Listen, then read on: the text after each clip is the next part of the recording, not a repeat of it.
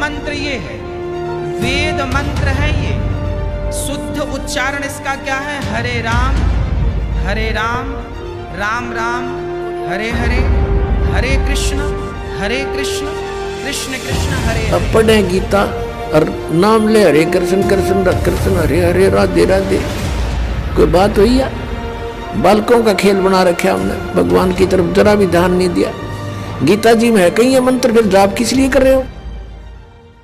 भगवान है, भगवान नारायण ही राम है और भगवान नारायण ही कृष्ण है।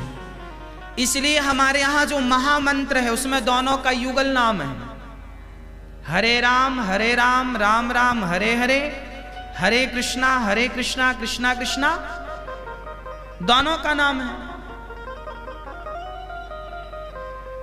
ये मूल मंत्र ये है। हां, वेद मंत्र है ये। शुद्ध उच्चारण इसका क्या है? हरे राम राम राम हरे हरे, हरे कृष्ण कृष्ण कृष्ण हरे हरे। कौन सा मंत्र जप करने के लिए देते हैं? हमारा तो मूल मंत्र होता है अष्टाक्षर मंत्र। द्वय मंत्र बताते हैं, श्रीमन्नारायण चरणौ शरणम प्रपद्ये श्रीमते नारायणाय नमः। इसका अर्थ हुआ, हे श्रीमन्नारायण हम आपके चरणों की शरण ग्रहण करते हैं। श्रीमन्नारायण। ये कृष्ण भगत, ये गुरु नकली कृष्ण जी के उपासक भ्रमित कर रहे हैं समाज को। पवित्र हिंदू धर्म में जितने भी पुण्यात्मा हैं अब गीता जी को सिरोधार्य मानते हैं और नाम जपते हैं, हरे राम हरे कृष्ण राधे राधे श्याम मिला दे, ओम नमः शिवाय, ओम भागवते वासुदेव नमः, एवं नमः। ये पता नहीं कितने मंत्र बना रखे। गीता जी में है कोई मंत्र ऐसा? गीता जी में फाइनल फैसला कर रखे है। गीता जी अध्याय नंबर 8 के श्लोक नंबर 13 में कहा कि ओम इति एक अक्षरम ब्रह्म व्यवहारण मामनुसमरण यह प्रयाति तदंदेहम सयाति परमाम गति। मुझ ब्रह्म का, माम ब्रह्म, मुझ ब्रह्म का केवल ओम इति एक अक्षरम, ये ओम एक अक्षर है, नथिंग एल्स, और कुछ नहीं।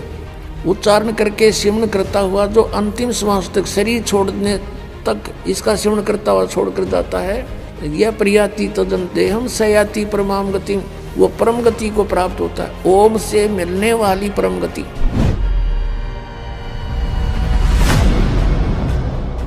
श्रीमद् भगवत गीता जयदयाल गोविंद का इसके अनुवादक है। अध्याय नंबर 8 के श्लोक नंबर 13 हम आपको दिखाते हैं। ये क्या बताता है 13वें श्लोक में? ओम इति एकाक्षरम ब्रह्म व्यवहारण माम अनुसमरण ये प्रयाति तदंदेहम स याति परमाम गतिम। माम ब्रह्म, मुझ ब्रह्म का केवल ओम यह एक अक्षर है जो उच्चारण करके सिमरण करता हुआ यह प्रयाति तदंदेहम, जो शरीर छोड़कर जाता है ये सिमरण करता हुआ, स याति परमाम गतिम, जो ओम से मिलने वाली, यह शुरू किया ओम ओम, यह इनका अनुवाद है। यह एक अक्षर रूप ब्रह्म को उच्चारण करता हुआ, अक्षर रूप ब्रह्म को नहीं। ये वो कहता माम ब्रह्म, मुझ ब्रह्म का केवल एक ओम अक्षर है, नथिंग एल्स। निचिंतन करता हुआ शरीर त्याग कर जाता हुआ पुरुष परम गति को प्राप्त होता है। यानी ओम से होने वाली जो परम गति है ये ओम, और इन्होंने इस ओम को ऐसे लिखा अनुवाद में ओम ओम, ये समझो चाहिए, ये समझो।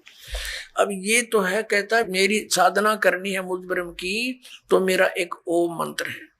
फिर इसने 70वें अध्याय के 23वें श्लोक में कहा कि सच्चिदानंद घन ब्रह्म, उस सच्चिदानंद घन ब्रह्म की साधना करने से तेरा पूर्ण मोक्ष होगा। फिर वहां पहुंच जाएगा जहां जाने के बाद लौटकर साधक फिर कभी संसार में नहीं आते। ओम से मिलने वाली श्रेष्ठ गति कौन सी है? ब्रह्म लोक प्राप्ति, क्योंकि ओम ब्रह्म का मंत्र है। गीता जी अध्याय नंबर 7 के श्लोक नंबर 18 में गीता ज्ञानदाता ब्रह्म श्री कृष्ण जी में बोल रहा है। वो कह रहा है कि मेरी गति में ये उदार आत्मा है तो अच्छी, लेकिन ये मेरे वाली घटिया गति में ही आश्रित रहे। ओम से मिलने वाली जो सुविधा है, मोक्ष है जितना, कहते यो तो व्यर्थ है, घटिया है, अनुत्तम है। अनुत्तम क्यों है? क्योंकि गीता ज्ञानदाता स्वयं कह रहा है चौथे अध्याय के 5वें और 9वें श्लोक में, दूसरे अध्याय के 12वें श्लोक में, 10वें अध्याय के दूसरे श्लोक में, अर्जुन तेरे और मेरे बहुत जन्म हो चुके हैं, तू नहीं जानता मैं जानता हूं। तो इसी से दे के जन्म मृत्यु ब्रह्म की भी, और पुजारी भी फिर दुखी जन्म और मृत्यु जैसा दुख नहीं पृथ्वी पर। इसलिए गीता ज्ञानदाता 18वें अध्याय के 62वें श्लोक में कहता अर्जुन तू सर्वभाव से उस परमेश्वर की शरण में जा, उसकी कृपा से ही तू परम शांति को और सनातन परम धाम को प्राप्त होगा। अब पुण्यात्माओं 17वें अध्याय के 23वें श्लोक में गीता जी में स्पष्ट किया है कि उस सच्चिदानंद घन ब्रह्म की पूजा यानी तत्ब्रह्म, उस परम अक्षर ब्रह्म की साधना का 3 मंत्र का जाप है, उसको प्राप्ति का। ओम तत्सत, ओम ब्रह्म का सरपुरुष भी कहते हैं इस ब्रह्म को, और तत् अक्षर पुरुष का वो सांकेतिक है, और सत जो है परम अक्षर ब्रह्म का। इनकी मजदूरी करनी है। इन तीनों की साधना से ही परमात्मा प्राप्ति, सतलोक प्राप्ति होगी।